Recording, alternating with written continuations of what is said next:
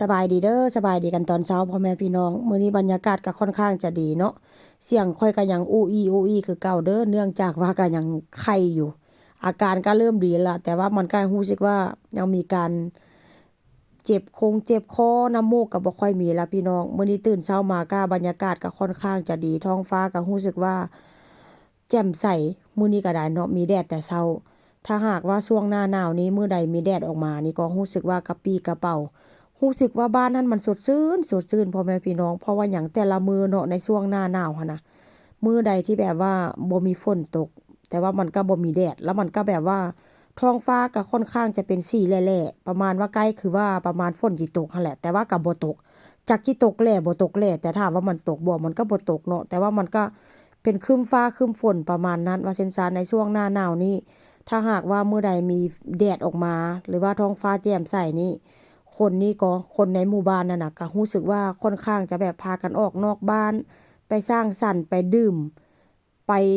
กาแฟนัดพบปะหมู่เพื่อนว่าซั่นซะพี่น้องในแต่ละมื้อแต่ว่ามื้อนี้บรรยากาศค่อนข้างจะดีแฮงมื้อนี้ก็ได้ยินข่าวดีแต่เช้าพ่อแม่พี่น้องสองผัวเมียค่อยก็พากันเข้าในเมืองแต่เช้าเนื่องจากว่าเอาลูกไปส่งโรงเรียนแล้วก็มื้อช่วยเนาะมื้อช่วยก็บ่ได้กังวลว่าซั่นซะเพราะว่าหยังลูกก็กินข้าวอยู่โรงเรียน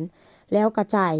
ให้อันลูกกินข้าวหั่นน่ะมื้อหนึงหั้นก็7 ยูโรพี่น้องค่าอาหารกลางวันว่าซั่นซะมื้อนี้สองผัวเมียเนาะได้ยินข่าวดีก็เลยสิไปรับย่าพี่น้องเพราะว่าหมอโทรมาบอกว่าอั่นตั้งแต่วานนี้พู้นล่ะเนาะเพิ่นก็โทรลมกับพวกข้อยหั่นน่ะบอกว่าบางเทื่อแม่เจ้าอาจจะได้ออกโรงบาลมื้ออื่นเด้อว่าซี้นมันก็เป็นตาออกอยู่พี่น้องเกือบ10 มื้อแล้วว่าซั่นซะเพราะว่าย่าไปอยู่โรงบาลในเมืองหั่นน่ะเนาะก็อาการเพิ่นก็เริ่มดีขึ้นแล้ว เพราะว่าแต่ละมื้อเนาะกันสองผัวเมียเฮานี่ก็จะได้เปลี่ยนกับปู่ค่อยไปเข้ากะเช้าไปเฝ้าย่าหั่นน่ะทั้งผัวทั้งเมียว่าซั่นซะก็จะเปลี่ยนให้ปู่กลับมาอาบน้ำแล้วก็ให้เพิ่นพักผ่อนเนาะเพราะว่าหยังเพิ่นนอนแบบว่าพักผ่อนในเมื่อคืนนั่นน่ะพี่น้องมันก็บ่เต็มที่แล้วอีกอย่างก็เป็นโรงพยาบาลเนาะก็คนเข้าคนออกเดี๋ยวก็หมอเข้ามาตรวจจังซี้น่ะเพิ่นก็นอนบ่เต็มที่แล้วอีกอย่างเตียงมันก็เป็นเตียงที่แบบว่า เตียงคล้ายๆกับเก้าอี้หั้นน่ะพี่น้องมันก็สามารถพับได้แล้วก็เก็บได้จั่งซี้นะมันก็นอนบ่อิ่มมันก็นอนบ่เต็มที่ว่าซั่นซะเนาะเพราะฉะนั้นแล้วสองผัวเมียข้อยก็ไปเข้ากะเช้าไปเฝ้าย่ามื้อเช้าแล้วก็ให้ปู่มาพักผ่อนจัก4-5ชั่วโมงแล้วเวลาปู่กลับมานี่เพิ่นก็บ่ได้เอารถไปเด้อพี่น้องเพิ่นก็นั่งรถเมล์ไปแล้วก็นั่งรถเมล์กลับเพราะว่าคนอยู่ทางพี่น่ะพี่น้องถ้าหากว่าอายุเริ่มหลายแล้วเขาเจ้าตรวจสุขภาพแล้วอะนะ เขาเจ้าก็จะมีกำหนดกฎเกณฑ์ว่าคนผู้นี้สามารถ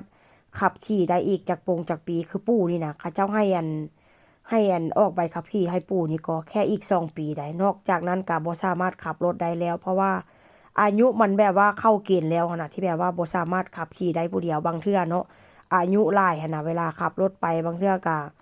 คนแก่เนาะก็สายตาบ่ดีเด้ก็นู่นนี่นั่นบางเทื่อก็บางคนก็นั่งรถไปก็